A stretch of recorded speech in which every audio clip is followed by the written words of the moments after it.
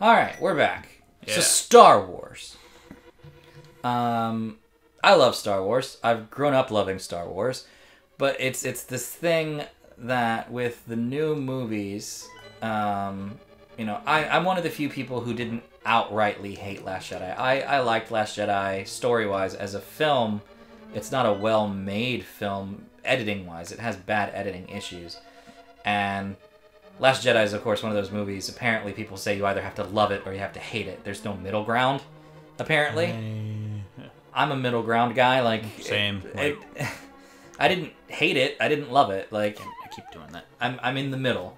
Yeah, But if you even just say I didn't hate it, people jump down your throat. It is definitely one of those that people just have a very strong opinion of.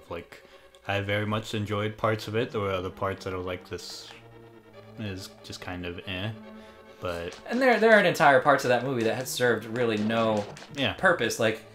I will go down swinging that unless they bring him back in the next movie, Benicio del Toro served no purpose in that film.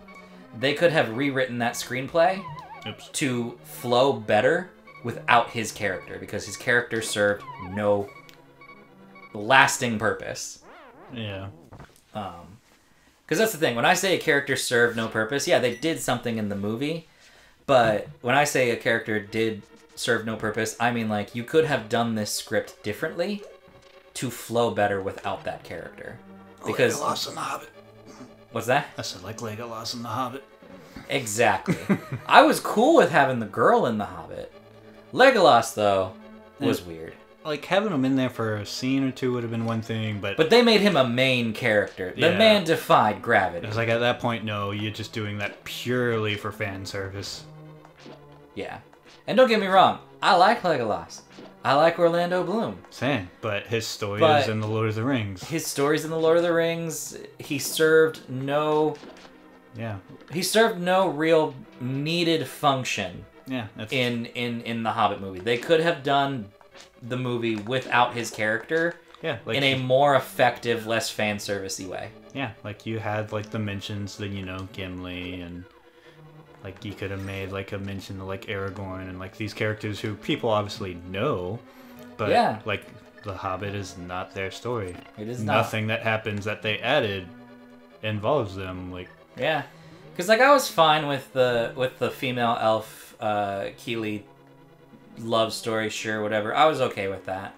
Because, I mean, the book is short. And if you're going to make it into 3 movies, you got to expand it somehow. And I didn't mind, some people were mad they added a bunch of stuff, and I'm I was fine with that, because you do have all that stuff with Gandalf that, yeah, that was wonderful. I love seeing Gandalf nobody knows what he's doing, I love seeing Gandalf go fight the quote-unquote necromancer and have it be the reveal, this is Sauron, form, spirit reforming, and this is where the orc army comes in. Because in the book, you hear about these things, and then at the very end of the book, it's oh, by the way, 5 army battle right now, and Bilbo gets knocked the fuck out. Yep. And he wakes up at the end of it. And I'm just what? So, I was okay with that. I felt they handled all that stuff fine. But, yeah, Legolas is still and will always be one of my biggest gripes. My other biggest gripe is all the unnecessary... I have a few big gripes about The Hobbit. Legolas, which we've talked about now. There are a couple of scenes that are just shakily filmed with CGI. The one that is always pointed to is the river escape. Yeah. It lasts for 10 minutes, and it does not need to. Yeah. That was once again them just trying to make the drawers and Legolas kind of the stars, as opposed to just accepting, this was Bilbo's moment of kind of getting them out of a jam, and they get back to the lake house, and that's the end of it. Yeah. The other thing I will say is... the other thing that bothers me, and this... I don't work in film. I'm a big film enthusiast. You have an item that can kill him, but your sword will not do so.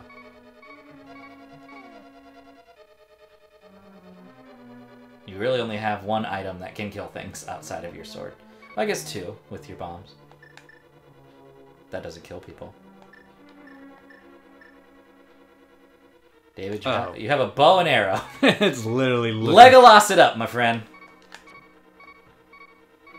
Yeah, so if you don't want to get hit, you're going to have to do this in an interesting way. But he does move mirror to you.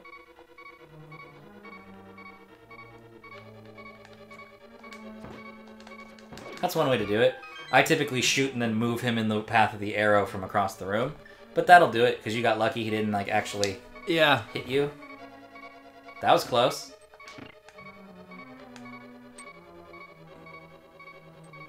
But no, the other thing, so, like, I don't work in film, but I love film, I love film theory, like, both the YouTube channel and just the concept.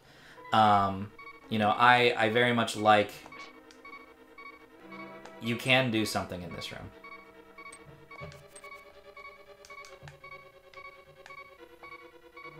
What does that creature look like, David? Does he look like anyone you've encountered before?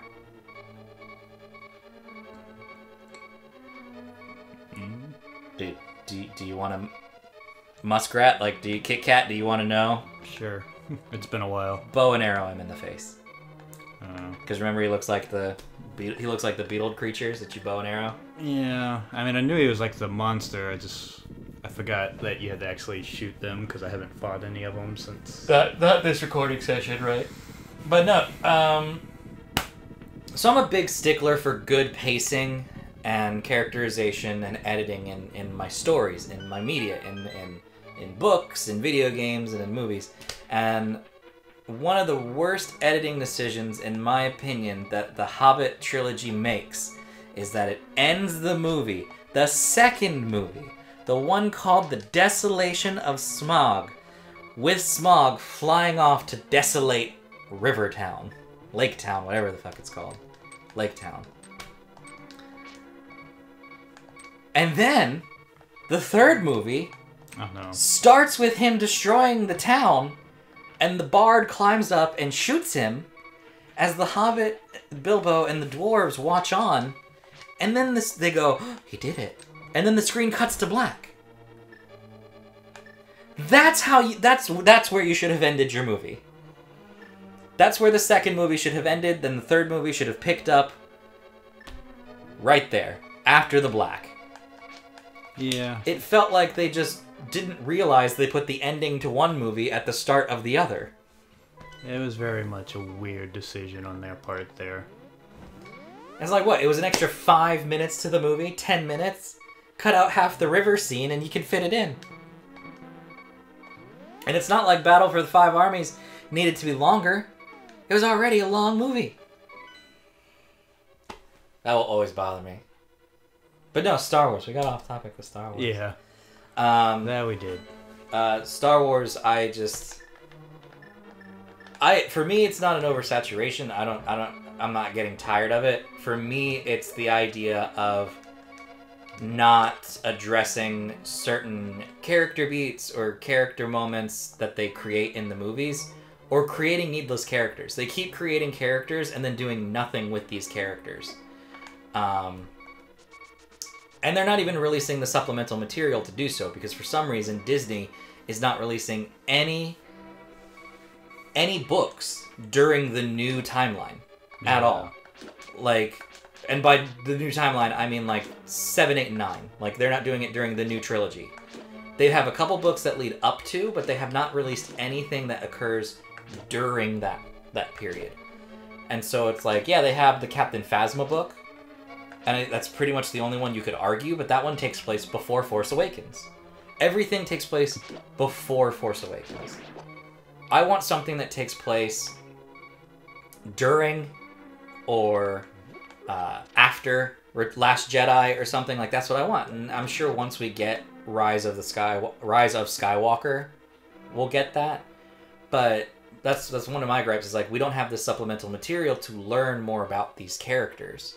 Yeah. And like Last Jedi was weird because it was the first time we had ever started a movie immediately at the end of another Star Wars movie. There's always a time jump in between Star Wars films, and between Force Awakens and Last Jedi, there was none. It literally starts moments later. But it's also the idea that... It's also the idea that we've been spent 2 years learning about these characters, watching Force Awakens, and trying to figure out who these characters are, and imagining them as the new, like, Luke, Leia, and Han. And then you realize at the end of Last Jedi that Poe and Rey haven't actually met. They meet right there at the end of that movie. And you spend the whole second movie going, oh, well, I miss the dynamic of our 3 heroes. And da-da-da. Like, no.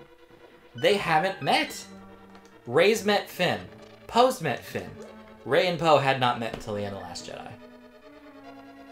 And so, like, Rise of the Skywalker will be our first time seeing all 3 of them actually interact. Yeah.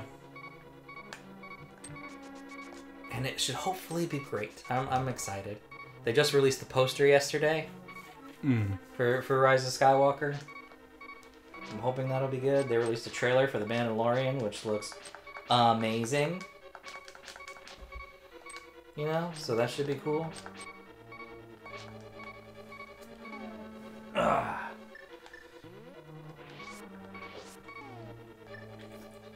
No idea what I'm doing. You can't get through there yet. I can't? You cannot. You need the dungeon item. Where the hell do I go? I can tell you if you want to know. Sure. Use the magic mirror to go back to the start of the dungeon just to get you there quickly and easily and safely. So you don't die again. I mean, I'm at 1 heart anyway. Go up. Go up.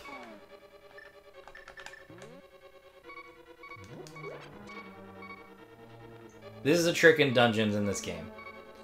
If the pit has black, you will die. If the pit has something underneath of it, you can fall into it. You can bomb that floor.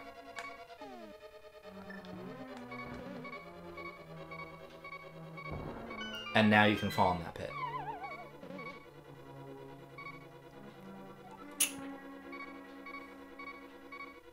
There you go. It's a small mechanic that they taught you in the Temple of Hera. But again, it's been like a week or so since you played. But keep that in mind. So like that has texture down there. So you can jump down and it won't take a heart. It's okay. You can't kill the turtles until you can get the item for the dungeon. But you just got the big key. And you can get to the room that'll lead you to it. So go to the... So how to read this map. You see the long orange turd at the top of the screen? Yeah. That's the chest. That's also the hallway where the bridge collapses. Because you see it on the left side. So figure out how to get it there. Anyway, I'm done ranting about The Hobbit and Star Wars, people. I'm sure you don't care. And I know once we play a Star Wars game in here, I will rant and rant. And I don't know everything about Star Wars or Lord of the Rings or whatever. They are essentially some of my favorite book and film franchises. But I openly admit, like, I have opinions on these things, but they're my opinions, and I, you know some things about these things, but I don't know everything. I don't claim to be an expert. I am not Stephen Colbert with fantasy. That man knows everything about fantasy. Yeah. It is... Like, you think he just knows Lord of the Rings, and then you listen to him talk to other people about, like, other fantasy books. They're like, no, he's a nerd. Yeah, it's like, no. And it's wonderful. This is what he does. I just saw the other day, it was passing around my Facebook, the meme of Stephen Colbert and James Franco. And Franco's like, so I've been rereading the Silmarillion right now, and I want to have a little competition. See who knows more. And Colbert's like, what did you have in mind? And he's like, so I've been rereading the Silmarillion. Name me just two of the Valar. And Colbert goes, Colbert's like, well, what kind of Valar are we talking about? Do you want blah blah? A Valar of this? Do you want this? And he names like all of them. And Franco's laughing. Excuse me. Do you want to know a tip or trick? David? Sure. you can technically use bombs to activate those switches, and it's a bit of a delay. Interesting. Because, of course, you have to wait for the bomb to explode. But you can also just do this, too. But he goes through the Valar, and Colbert's like, you come into my house! Into my house! And try to quiz me?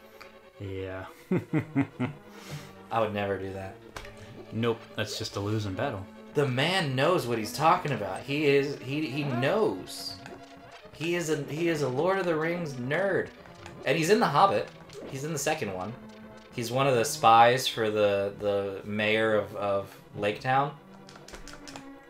Or yeah, Lake Town, right? I think is what it's called. Yeah. He's the guy who has like the eye patch and the stick, and he hits the window with the stick. Because I remember hearing when he got cast, one of our friends' dads, he was like, "Oh my God, is Colbert really gonna be in it?" Like he was upset about it. We're like, he's a huge Lord. Like he was thinking he's gonna make it comedic or funny, and we're like, no, he's a huge Lord of the Rings nerd. Yeah, like he wants to make it good. Like they're pretty much just kind of giving him a little bit of a cameo. Like, hey, yeah, like we know how much this means to you. Like, yeah. You passed it. Go up. No, back where you were. Back where you were. Up, up, up. Oh, I see it. Yeah. God, you passed it like 3 times, and I figured you just were not seeing it. Yeah, it barely stood out from the, I was like, it's gotta be over here somewhere, but there's no, Da-da-da-da. You got the magic hammer. You can drive the wooden stakes down into the ground. You can also hit those stupid turtles now, and those little guys with the green masks. You can hit. Interesting. Yeah. Go ahead and give it a shot, because it doesn't use anything. So I can basically just play whack-a-mole. Yes, exactly. And so now you can go to that place that you couldn't go to before.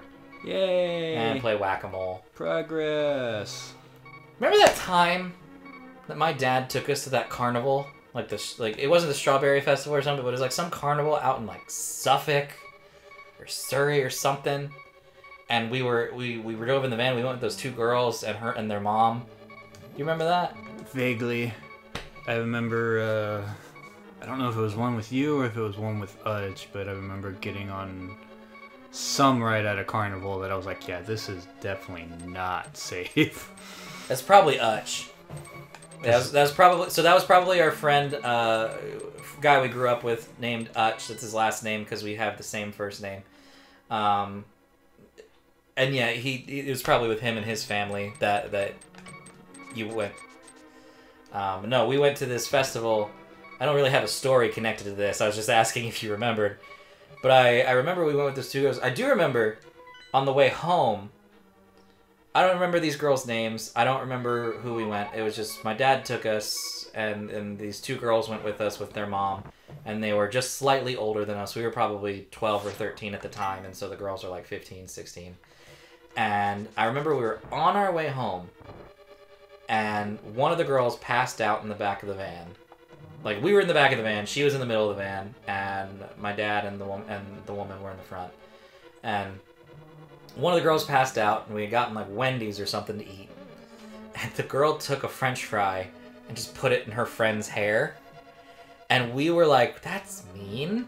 And I was like, why would you do that to your sister? And the both of you looked at me and went, she's not my sister. That's my friend. I had thought the whole day that they were sisters. The whole damn day. That's hilarious. And I didn't realize it. And then I'm like, why would you do that to your sister? And they're like, this bitch ain't my sister. She's my friend. And I'm still like, still! Why would you do that anyway? 1, it's a waste of a French fry. And 2, that's just rude. Because she could go the rest of the day with a little curly fry sticking out of her hair.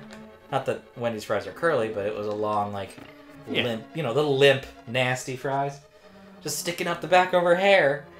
Like she had put a hair tie stick or something in the back of her hair. And I was like, that's rude. I remember when we went there, we got, like, funnel cake, and we went on some, like... We didn't go on a lot of rides, but we went into, like, a fun house. They don't really do those too much around here anymore. Those like kinds of things. Like you really have to drive out to the country. Yeah. Because they don't do them here where we live because it's all city now. They've built everything up to be city. Yeah, like you get the little bit of a one at Mount Trashmore every year, and that's kind of... Yeah, kinda. There's this like local city park. Has like a very small hill in it. It's not an actual mountain, but it's called Mount Trashmore where we live. And the reason being is it was part of like a restoration green project in the 80s or 90s where it used to be a landfill, and they used a bunch of chemicals to put down like soil and dirt and cover it up so it would biodegrade and just essentially become a mountain. So they turned it into a state park. So it's called Mount Trashmore, and that's essentially the biggest state park we have here in our area. That's not just like a park or like on base or something. And yeah, they typically do that. They do the movies at Trashmore too. Yeah, like that's pretty much all they do. They don't really do anything else. Oh look, you're doing my trick. Yeah, look at that. You can also shoot it with a bow and arrow. You also don't have the key to get through that door. I don't know where the key you need is missing. We're gonna have to check the map to do it.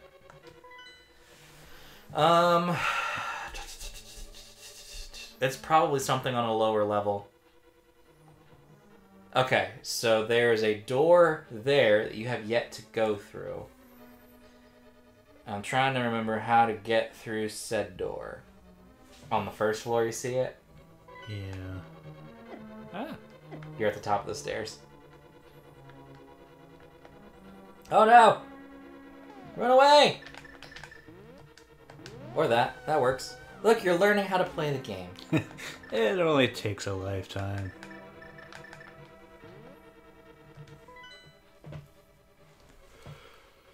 So... the way right. Yeah, I'm not sure. I don't remember how to get to that, though. I would say probably dropping down into that pit. Try that. Because you obviously don't get to it from either of these two rooms. So I would try dropping into it from that pit on the right. What's down here again? Oh, right, it's the warp room down here. So no, you won't get to it from there either.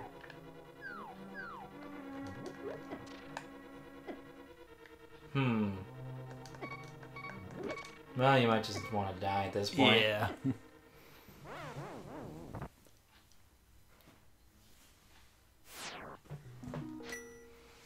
Don't worry, princess. I'll save you eventually.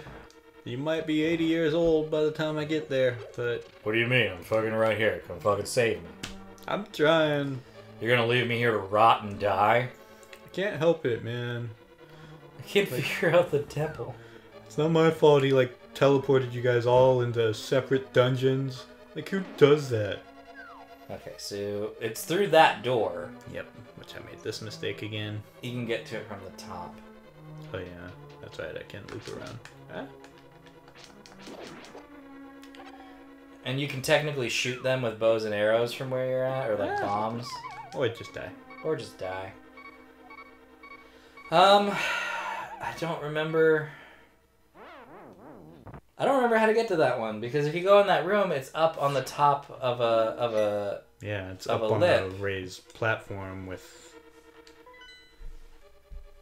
Maybe you do go downstairs and use one of the warp rooms or something.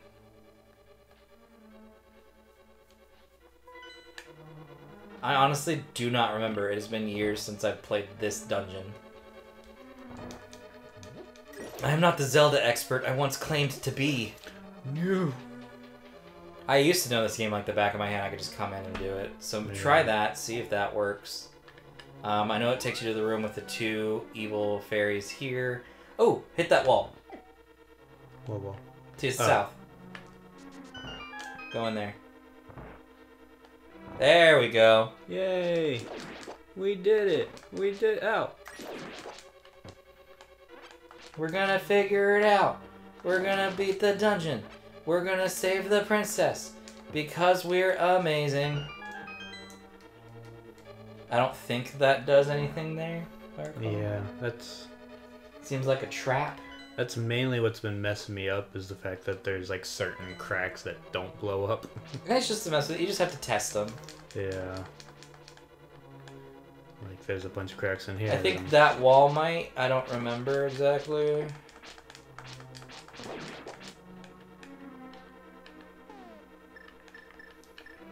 Damn y'all and y'all's mirroring, They're not that hard once you figure it out. Yeah. Oh, damn it. It's just a pain. But hey, it is what it is. Try bombs on those, because I don't think those ones can be ran into. I think those ones have to be bombed. But you only have to put like 1 or 2 on them, because you can just technically hit 2 at once. See what I mean? It's like top and bottom, and see what that does. Yeah, I think you're good. I don't think those do anything, because if it did, I thought it was on the left wall. Alrighty, Roo! Ooh, this looks fun. Yeah. Oh, you are very good at avoiding those damn spikes on accident. I'm just saying. And look, you made it! Just saying, if you go extra fast, then, let me just... Da-da-da-da. Okay, so you didn't get the key you needed, but you got the map. And there is 2 cracks in these walls, and I'm pretty sure the one on the left, because we saw the chest out in the other room. Would make sense. Maybe that has the small key in it. It blew up. Because if you have a small key, you can progress. There you go. Yay! Now you know where to go. You go back into that dark room with the turtles. The Teenage Mutant Ninja Turtles. Teenage Mutant Ninja Turtles. I love that cartoon. That show still holds up, honestly, to this day. I haven't seen it since I was a kid, but man, did I love it back then. I watched it like a year or 2 ago because of my nephew. He was like 4, and so he was really getting into those cartoons. Right now, both of my nephews are really into Pokemon. Pokemon's making a big comeback. Because even one of our other friends, her kid is really into Pokemon right now. He's 3. Yeah, it's one of those things that has very much kind of survived all the... It really has. And you never played it, really. And I want you to give it a shot. Probably have you play the original. Yeah. Because you'd like the tactical side of it. It's very much an RPG in that regard. But no, it's held up, and Ninja Turtles has held up. That '90s cartoon is fantastic. But I love, and you can see this in any cartoon. So like in the '70s and stuff, Scooby-Doo was super big. Like Scooby-Doo came out in the '60s and like '69 or something. And there were always Hanna-Barbera ripoffs. You know, like Jabberjaw isn't necessarily one, but there was one similar where like there was a shark in a band, and they would go around, and it was essentially a mixture of like Josie and the Pussycats and Jabberjaw. It might have been Jabberjaw. I don't know. Don't come at me in the comments being like, oh, he doesn't know Jabberjaw. But there were a lot of cartoons back then that were just Scooby-Doo ripoffs, where it was like a talking animal and a bunch of teens solving mysteries. Apparently, in the 70s, there was a big problem with detective work, and you needed teenagers and their pets to solve. You mean we still don't? I guess. But no, there were so many like Ninja Turtle ripoffs in the in the 90s, like 80s and 90s. Do you remember Street Sharks? Yes. I loved that show. The problem is, David, you are not hitting them with the hammer when they're upside down. You're hitting next to them with the hammer. Yeah. But no, future me, put up a picture of the Street Sharks so that people can see what this show is, because this show is pure insanity. It was essentially Ninja Turtles, but sharks. They weren't born turtles. They were teenage guys who were like surfers and like bikers who were chemically like experimented on, like gene spliced by an evil corporation and turned into shark humanoids. And they broke free, and they then started fighting crime because there were other like gene spliced enemies of like animals and stuff, and they were the only hope, and there was like a Great White and a Hammerhead and a bunch of different ones. That show was insane. I had a bath toy for those that was just like a little shark head. I loved that show. Cartoons in the 90s and 80s and 90s were an acid trip. Might be a reason why. Everyone was high on cocaine. And acid and just anything. But, no, so that was one. There's another one with like a sci-fi dog. You remember the movie The Mighty Ducks? Right? And they had 3 quack quack, you know, Emilio Estevez and all those kids playing hockey. Do you remember the Mighty Ducks cartoon? Vaguely. Future me. Picture. Mighty Ducks cartoon. 3, 2, 1. Bam. Oh. There was a cartoon in the 90s that was the Mighty Ducks. And it was like a sci-fi action cartoon where they were actual ducks who fought like an evil empire and crime. It was essentially a cartoon Power Rangers with ducks. And I remember the first episode, I'll never forget this, like the main character's getting recruited into this organization, and he's like, you know, like a fish out of water kind of thing. Like he doesn't know what he wants to do, but he wants to be the hero. And the guy who he looks up to gets lost in like the hyperspace vortex or something. And it does the 90s thing where like, and then like half the season later, this evil villain comes back and he's like this super strong evil duck, and you're like, who could it be? And then it turns out to be that guy, but he's brainwashed. And man, 90s cartoons were a trip. They were something, that's for sure. Well, and then you had other cartoons like Ren and Stimpy that were literally like perverted acid trips. Oh yeah. Things that you're like, I probably should not have been watching this as a kid, but... Definitely not. I just watched the, a few years ago, I watched Ren and Stimpy again for the first time. No, not Ren and Stimpy. I watched Ren and Stimpy again for the first time back when I was like 17, 18 years old. Just I was like, I grew up with this. I remember this. And then I watched it. It was horrifying. Yeah, you realize just how badly... Well, you're sitting there and you're watching it and you're like, this is horrible. Not horrible. This is so, like, perverted and twisted and crass. And this is not a kid's show. No, not at all. But, you know, in the 90s, we ate that shit up. We loved it. Yeah. But no, I watched, not that long ago, Rocko's Modern Life for the first time. That was the other one, was Rocko. And I loved it, and they played it on Nickelodeon, like, in the kids slot. Like, you'd watch, like, an hour of Rugrats, and then it was an hour of Rocko's Modern Life. The exact opposite as far as cartoons go. And then an hour of Doug. Like, that's what you watched in the afternoon. And then Clarissa Explains It All would come up with Sabrina the Teenage Witch, Melissa Joan Hart before she was Sabrina the Teenage Witch. They just did the Netflix special for Rocko's Modern Life, and so I watched that like a week ago, and it was good. It was a nice little special. It was essentially like 2 Rocko's episodes put back to back because it was only like 45 minutes. I'm watching it laying on the couch, and I'm just like, I felt like I was tripping.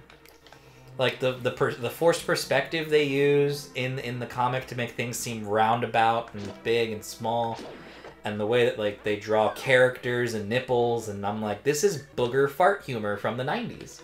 Yep. I grew up with this, and I remember it. And they just released the Invader Zim movie, which I still haven't watched. But have you gone back and watched Invader Zim lately? Mm-mm. Like, I see the occasional clips people will post that kind of brings back memories, but yeah, I haven't watched it anytime recent. It came out when we were teenagers, so for us, watching it as teens, it made sense. Watching it as an adult, it still makes sense, like, and when I say it makes sense, it's like, it was appropriate, age appropriate for us. Yeah. Going back and watching it and realizing there were 6-year-olds watching Invader Zim, I'm like, that would have scarred me at 6. Because it's a great show, and it has a lot of commentary, and it's tongue-in-cheek, and it's like, this is the disgusting part of America and humanity and, like, capitalist society. But man, it is the creepiest thing. And it's gross. Like, I will never forget, one of the things that always scared me in that show was the pig. Not the stuffed piggy. The pig that they went to, like, that was essentially the Chuck E. Cheese equivalent in that universe. Where it's like, I'm a pig, come to my restaurant, eat my pizza. And I'm like, that still to this day creeps me out as an adult. Because it's creepy. Yeah. Because it's like bodily fluids and it's gross. Although I did get to meet Ricky Simmons, who is the voice of Gurr from Invader Zim. Nice. Dude, super nice, super weird. Like he's artistically eccentric, and like he's the guy he essentially looks like a Doctor Who character. like he looks like the fifth Sylvester McCoy, is that his name? The guy who played Radagast in Lord of the Rings, The Hobbit. Yeah, I'm not showing his actual name, but I know who you're talking about. He looks like his doctor. Like in the clothes he wears, like he wears like white suits, but they're shorts, and then he has like a very colorful like rainbow button up underneath of it. So the guy's very like artistic, and he draws and he does voices. He's a really nice, cool guy, very artistic. He's the kind of guy you would expect to play Gurr. Yeah. In Invader Zim, and so he was super nice. Oh. Yep, you made it to the boss in the dungeon, and you do still have potions, so. That is a choice, because you do have only one heart. Yeah. I just don't want to use it at the moment when I have no idea what I'm actually doing. Well, the hint I will give you is, since you now have to go back to him, remember I told you this in the first dungeon, every dungeon boss essentially is fought with, not everyone, but most of them is essentially fought with the item you get in the dungeon. Because where better to keep your own weakness than in a dungeon near you? Yeah. Actually, that is probably the best place, because you don't want it in somebody else's house. True. Like, if I could only be killed by one thing, I don't want to keep it at your place, because I'll never know if somebody comes and takes it. Yeah. I guess in that regard it makes sense. But you'd think you'd up the security a bit more. But then again, maybe you don't trust the people guarding it. Maybe. Like one of these turtles might snatch it and try to overthrow me. Try to murder you. Yep.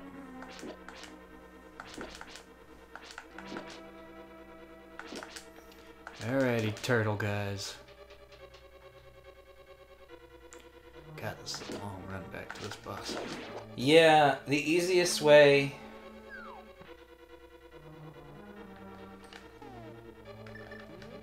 is when you get to that room downstairs, see if you can figure out how to put the blue down.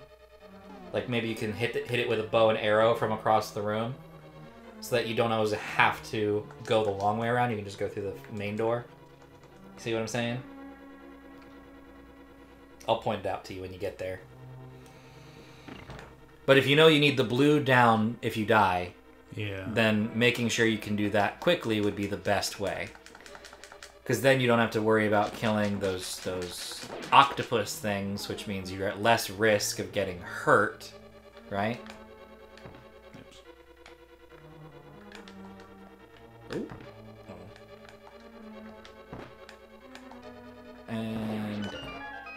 And luckily you get your arrows back, so you shouldn't have to worry about that. Yeah, they very much keep giving me arrows and bombs back, because they're like, you're gonna need this. Tick. Tick. There we go.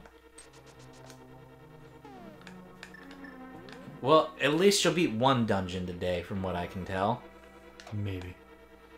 You should be able to beat him. Yeah, I would use your bow and arrow. It'll be easiest. So do that, and then pick up the skull, and then do it again. Shoot the thing. I guess kill that turtle. Damn. Ah! If he's upside down, can you just hit him with your sword?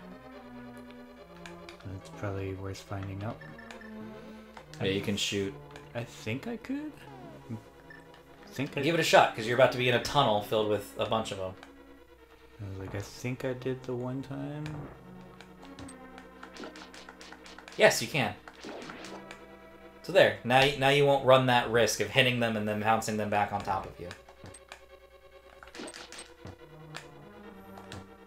This room, I don't think you have to kill them to get through. Oh, you do have to kill them. Yeah. That's what's made it, damn it. Very difficult. Yeah. Just kill me. Wow, wow, wow, wow, wow, wow. The fact that it's dark and you have to kill all these stupid turtles. Well, everybody, we will pick this up in the next one as David tries to get to the boss. Yeah. Thank you for joining us on this journey. If you had a good time, please tell us in the comments what your thoughts on Star Wars are. Or Marvel. Or 90s cartoons. Do you remember Street Sharks?